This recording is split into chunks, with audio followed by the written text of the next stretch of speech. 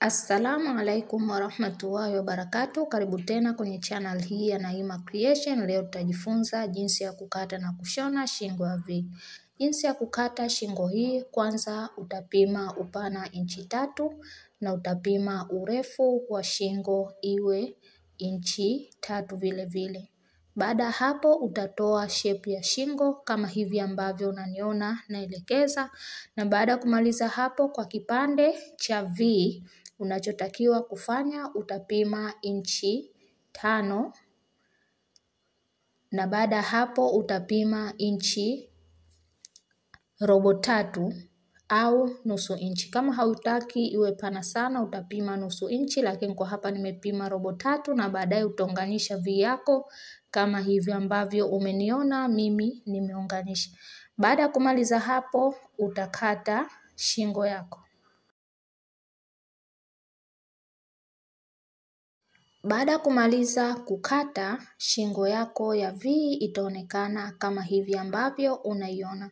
Baada hapo utachukua kipande kingine na utapima urefu wa inchi 9.5, utakikunja mara 2. Baada hapo utapima inchi 3 kama ulivyofanya kwenye kipande chako. Utapima upana wa shingo inchi 3 na urefu wa shingo inchi 3. Hiki tunakitumia kama lining kwa ajili ya kugeuzia. Na baada hapo utapima robo 3, na baada kumaliza hapo utapima inchi 5 kama ulivyofanya kwenye hafu yako. Hakikisha kwamba ulivyokata kwenye hafu yako ndivyo unavyokata kwenye lining yako. Baada ya kumaliza hapo utatoa shape ya V kama tulivyofanya kwenye half, na baada ya hapo sasa utapima inchi 1.5. Inchi 1.5 hii, nusu inchi tutakuja kukunjia, utaona hapo mbele.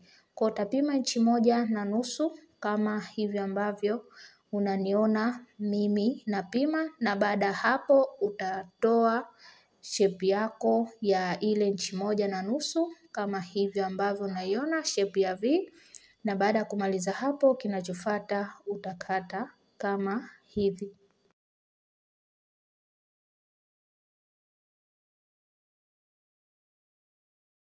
Baada kumaliza kukata, nayo lining yetu itaonekana kama hivi. Kwa kinachofuata sasa utakwenda kupinda kama hivi ambavyo naelekeza, utakwenda kupinda na kushonea.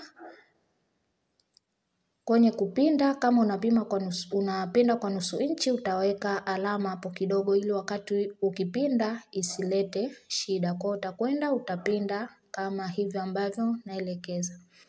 Baada kumaliza kupinda itaonekana kama hivi. Kwa kinachofuata sasa utachukua hafu yako, na baada kuchukua unatakiwa uelekeze mbele, yani ile sehemu ya nje ndio uelekeze, sio kwa ndani.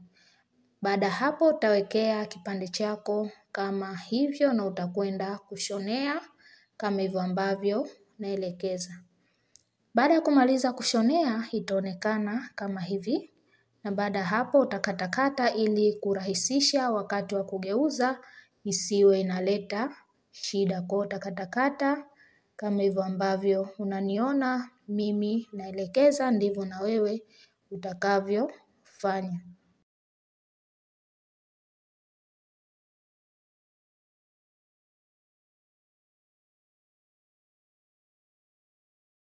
Baada kumaliza kukatakata, kinachofuata utageuza ili shingo yako iweze kuonekana vizuri. Utageuza kipande chako kama hivyo ambavyo unaniona mimi naelekeza. Kwa baada kugeuza utakachokifanya utakwenda kunyoosha na pasi ili kiweze kukaa vizuri.